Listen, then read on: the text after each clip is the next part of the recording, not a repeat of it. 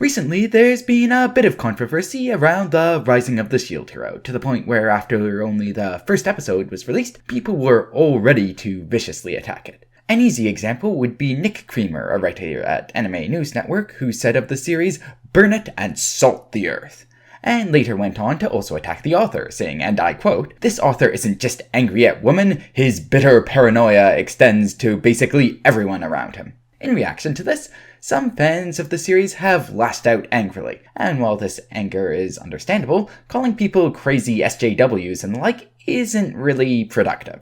So, since I believe in positivity and am a long-term fan of the light novels, I'm here to explain why this series is awesome and everybody should go and watch it.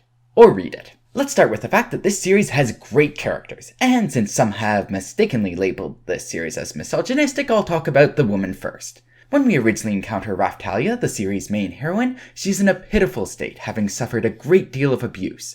But after Naofumi, the protagonist, nurses her back to health, she's able to not only overcome her own past trauma, but also proceeds to help Naofumi overcome his. She then acts not only as Naofumi's most trusted companion, but also as someone who guides him, acts as his moral compass, and protects him. Let's be frank, although Naofumi often treats her as a daughter, she is as much a parent to him as the other way around.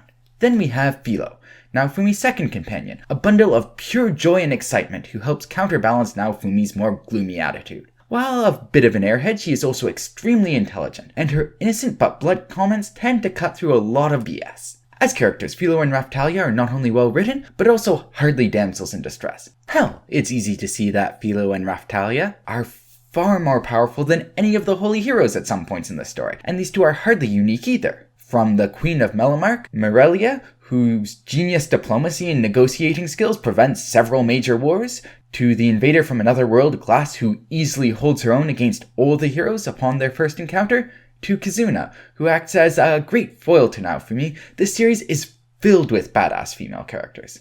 Also, at least in the light novels, these characters aren't overly sexualized, but rather respected for their competencies that they bring to the table. The suggestion that some have made that this series is misogynistic is completely out to lunch. As for the male characters, we get to see a huge amount of growth and development in all of them throughout the story. Naofumi starts out unable to trust anyone, cynical and obsessed by revenge after his betrayal.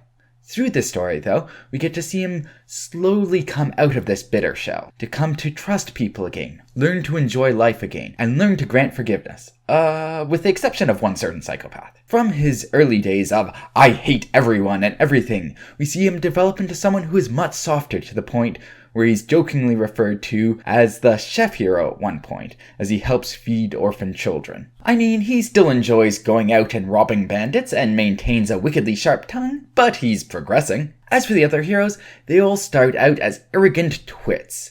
They think they know everything about the world because it's just like the video game they used to play, and apply gaming logic to their new world. This works poorly. Assuming that you can treat your party members the same way you would treat NPCs, or that forced loss events are a thing, or that you can be the one true hero who solos everything just like Kirito, is problematic to say the least, and God, they are annoying at the beginning of the series. That being said, they don't stay morons forever. We get to watch them as they overcome their flaws and slowly become characters who are not only sympathetic, but hell, actually useful. The characters in Shield Hero may seem simple at the start, but they are anything but that.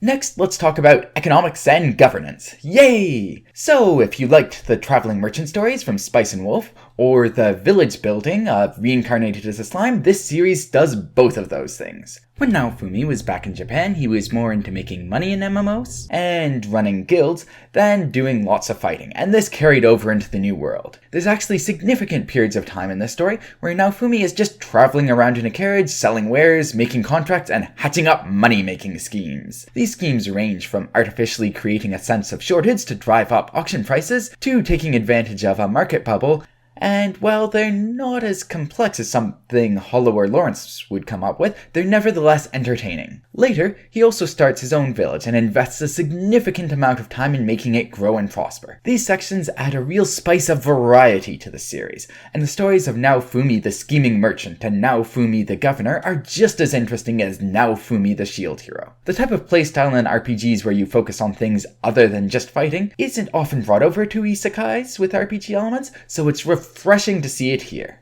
Finally, let's dive into the world of the shield hero, and in this section, there will be some minor spoilers, so be warned. The world of Shield Hero has numerous alternate universes, each with their own set of holy heroes that are also fighting waves, and there's a new set of RPG rules in each universe. While the story predominantly follows the heroes of the first world we're introduced to, these other heroes and other universes do play a significant role in the plot. This gives Shield Hero a world with incredible breadth, and it also has the depth to match it. The backstory of Shield Hero's world is fascinating. The current 4 holy heroes are not the first ones to defend against the waves, and seeing hints and tidbits from the past heroes is pretty cool. You're slowly being given pieces of a puzzle to figure out exactly what's going on with the waves and what's behind it. Also, the author has taken a good amount of time to develop a complex web of politics between the nations of this world. The history of interactions between nations, their wars, alliances, grudges, and various religions all play a significant role in the story, and inevitably, the heroes get wrapped up in the schemes and machinations of various powers. Hell, even the politics of some parallel worlds spill over to affect our protagonist. This story may at first look like it has a simple premise.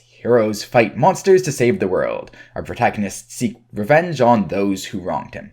But it is far more complex than that. So, to summarize, The Rising of the Shield Hero has great characters, a great world, and a hell of a lot more to it than just fighting monsters. This is not a standard isekai, and I highly recommend it. For those of you who are interested in the light novel, I have a link in the description to my review of them. Now, I'd love to see discussion in the comments, but can I please ask that everyone stays nice and polite? Pretend you're all Canadians or something. Anyways, I hope you enjoyed the video. Cheers!